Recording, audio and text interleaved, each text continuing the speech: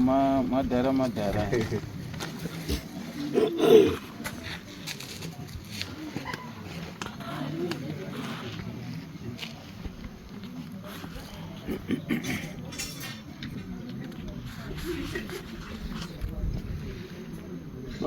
Baba James Pagona ndiani? Okay. Kuita hanzi ani Cosmo. Nyaya iri kutaurwa panapa yekuti hanzi uri kupfuma Baba James Pagona kuti wakauraya baba wako. Chokwadi? Ndozvawakanyoresa apa? Iwe ndiwe wakanyoresa. Ndakuti chokwadi. Wonguzvigoma.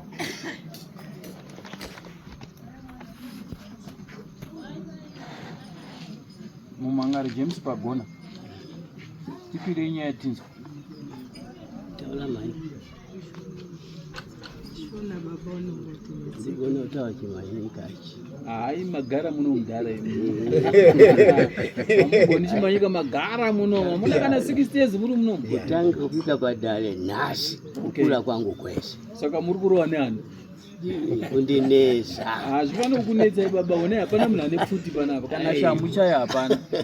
Tinongotara seti tiri kumba kwedu. Ngatisununguke regai kutya hapana chinombotyisa pano. Dai maona paine musoja kana mupurisa maiti apa mwe ndichasungwa ndoenda kujeri. Maiti tinongotaura modzoka kumba kwenyu. Nyaya iripo baba. Muri anini? Ndine mudzimayo baba. Baba Kasima akasvika manheru gogo ipano gogo atamuchingamidza mushemushe ipabva ati mai mangwana uda kuti ndikone kumba kwako. Ikati kwakanaka ere ngekuti kwakanaka ere panze kwakanaka. Ikati orati nguwai panze makuseni. Ikati makuseni enguwai panze makuseni sei. Ikati oraiti vasumuka. Saka baba akaenda kuti ndipo avadzoka futi kwanza kuti hohochi uziva kuti ndiwe wakauraya baba wangu uri murume wakaruma wakauraya baba wangu uye ndoururwarisa mwana wangu haisi kuona rugare paumba pangu ngepamusana pangu unotora ivhu rababa wangu uchitsindika kuti risabuda. Saka nhasi zvadini zvabuda. Ndini aidi ndobva kumakuva. Ndini aidi baba wake ndokubva kumakuva. Isi tese tavakangoramba takangoti tuzimumba tipabva ati nese hapana chiri kanaka tatotaura zvese. Ndakatora nyaya iyi ndakaiona after 20 years ndazvibata. Uko ndinofamba ndinobata iwewe.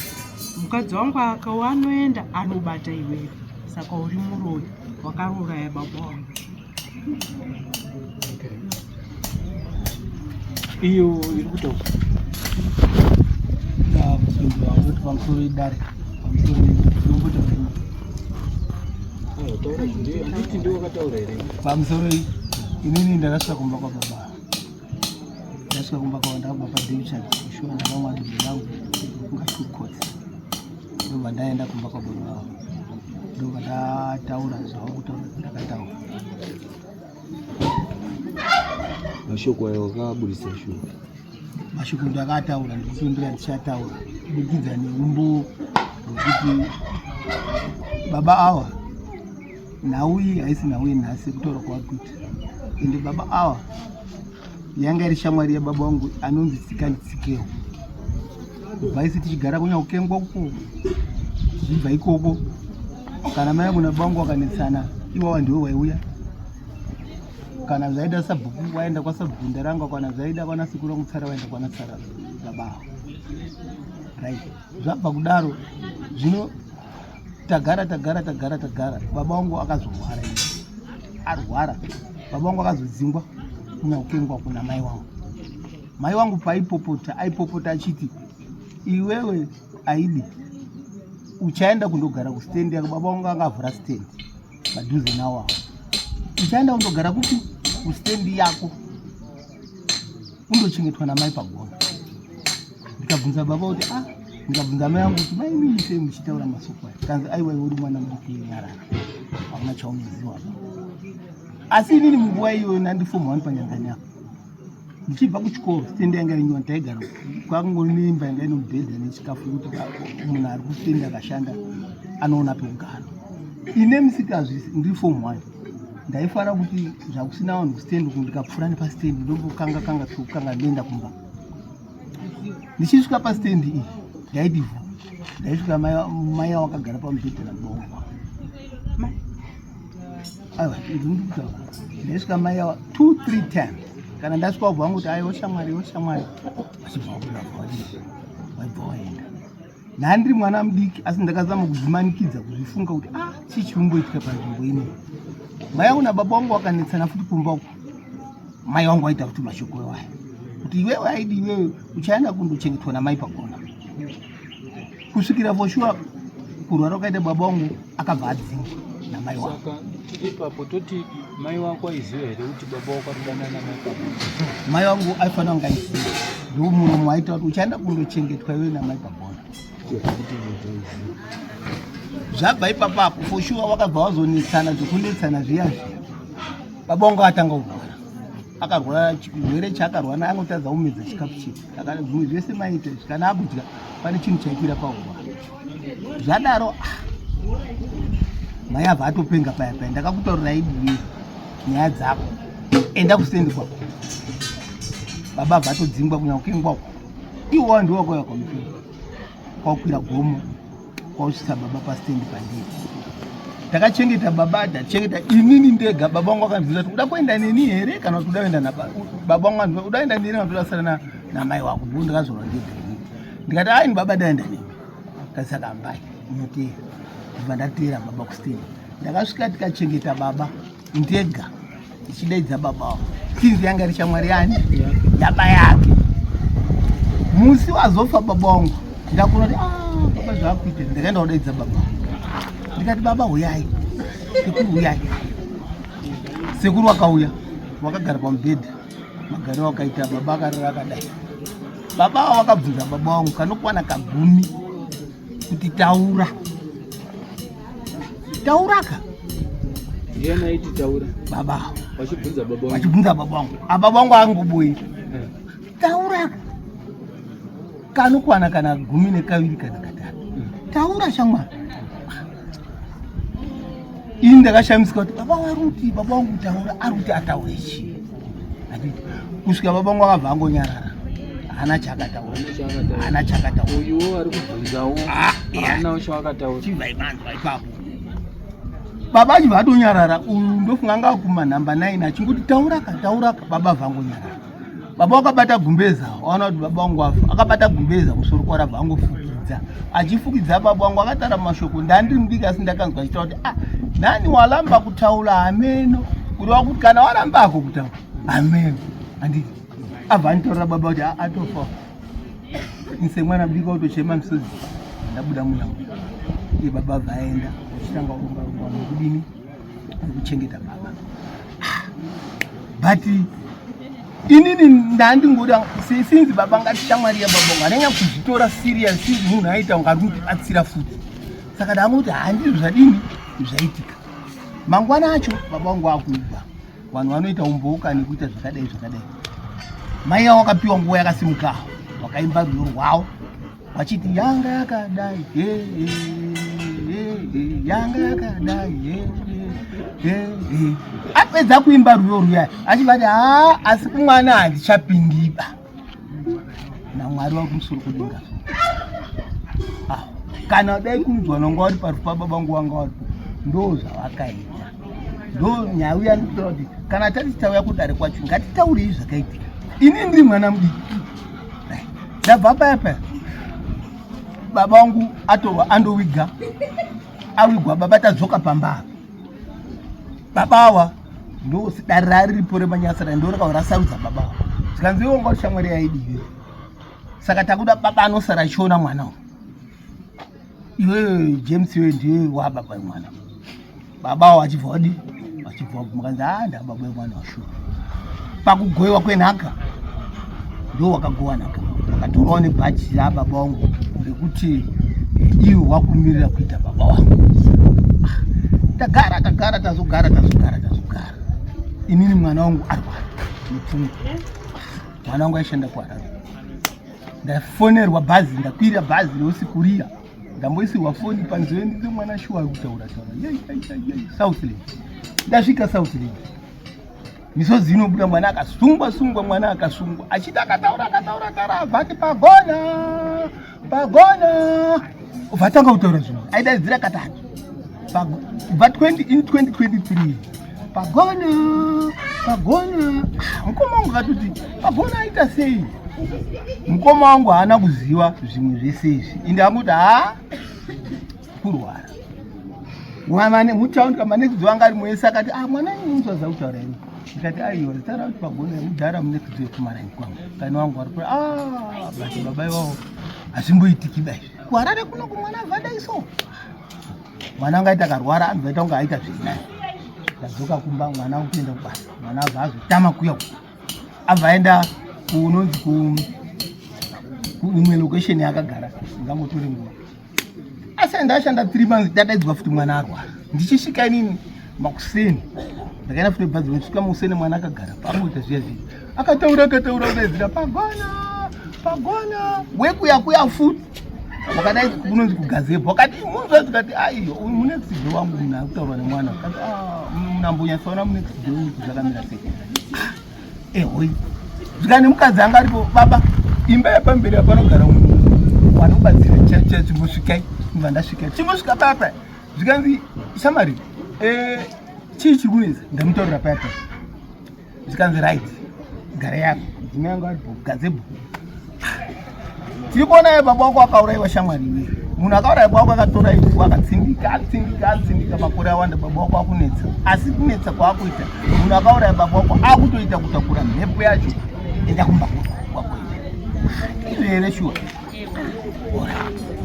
iwe ndandikuratidza kuti zvatitaura ndo zviri kutoitika mwana wako arwara ukatoda kumwisira mbiya patinonyatsira baba wako kuti aidi munongowe toipidikisa da kuti auye apwanye mbiya iyi ndibaba wako ari pamwana wako yagadzirwa mbiya zvayanyorwa kazimutaura zati baba tare uya hanzi nemunhu atibatsira pwanya mbiya iyi achingosvika uri kadzi munopenga here baba kani mungapwanyiswa imbiya ina zita baba iyi kazimazvona kandi baba wenyu tichingobva ipapapo iye mwana wangu nyakurwara ndiye akabva ati baba ande kwepweti ari kurwara kuda ndikati urwarere ipweti unokuziva kani vanhu vangu aripo endai akatitungamirira achirwara tikakwira kuenda mbare epweti tikasvika pane umwe aibatsira paepweti tichisvika ipapapo kanzi takuitira zvekuti uone mhepo iri pamwana wako izvo zvizvi gara pamukomana agara mukomana akangoitirwa zvaakaitirwa vharidza mhere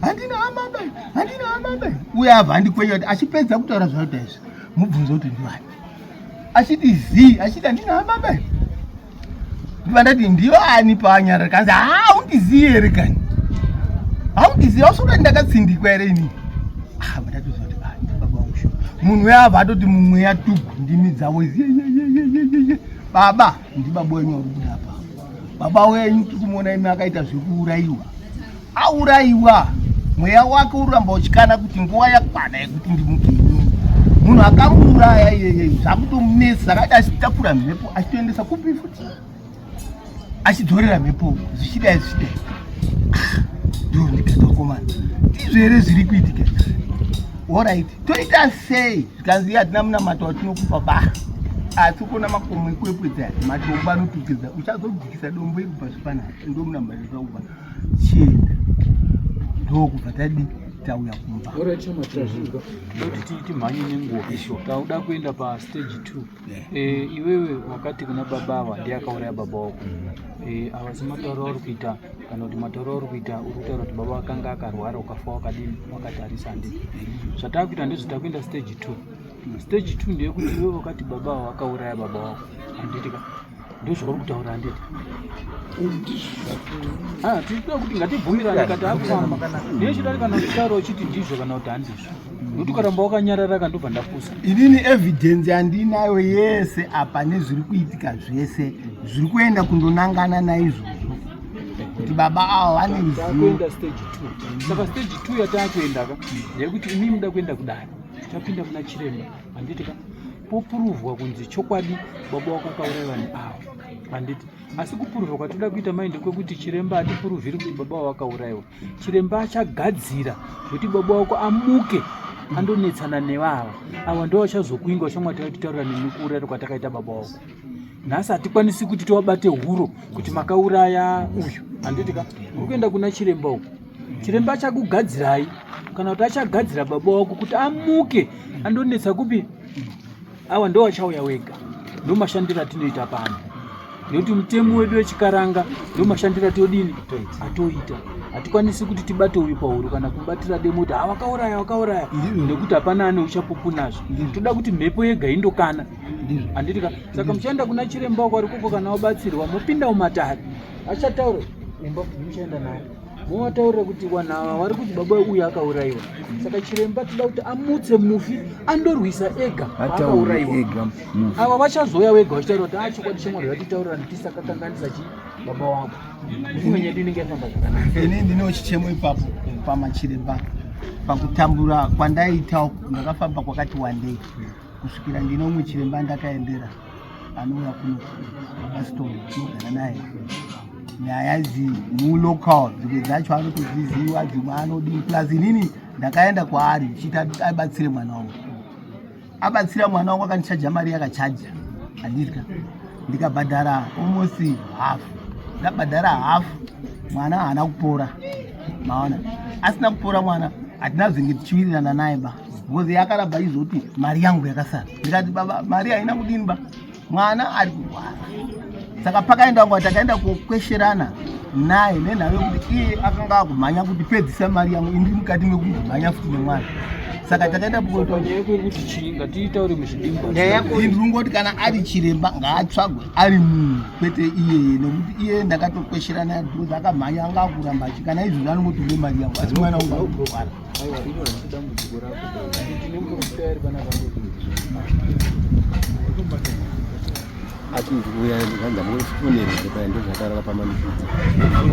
Saka isimuka muchatsvagirwa muchiremba kouipesa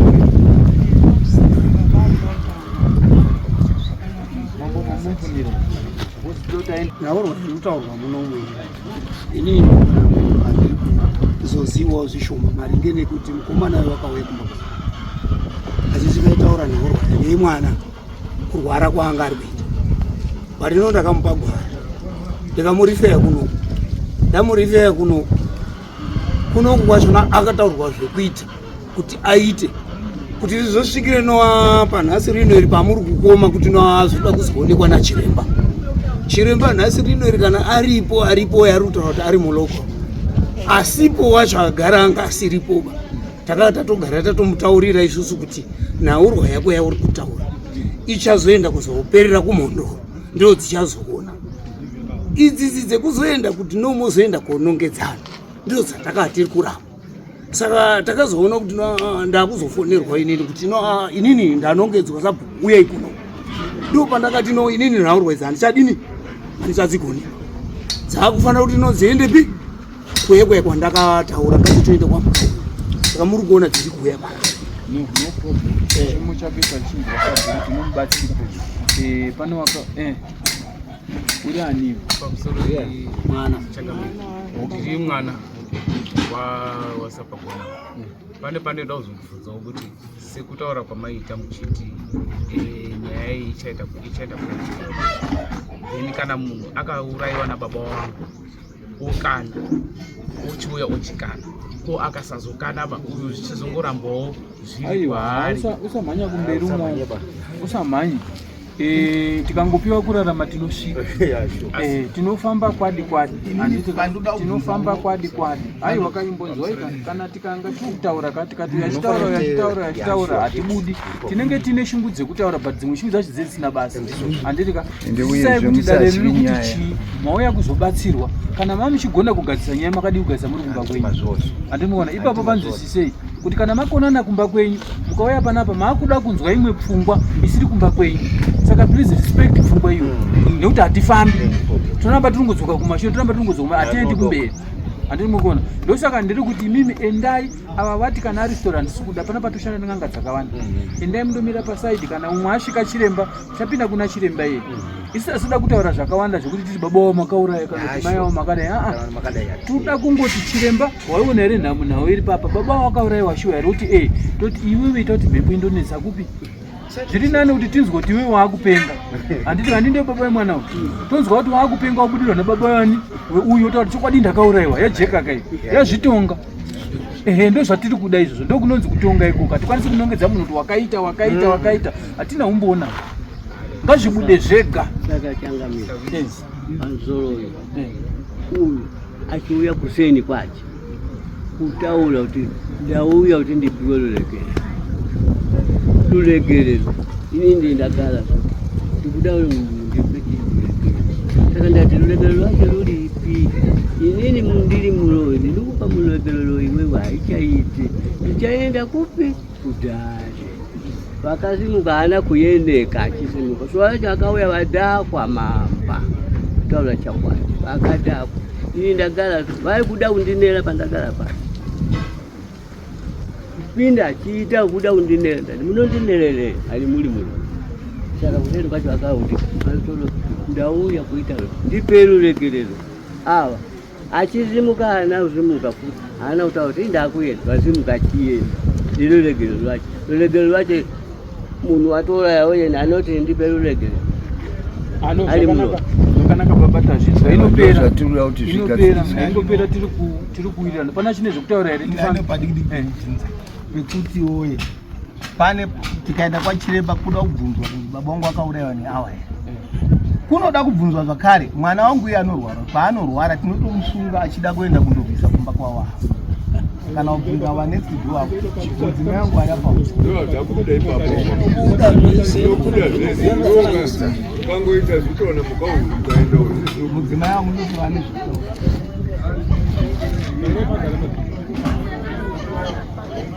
taurisei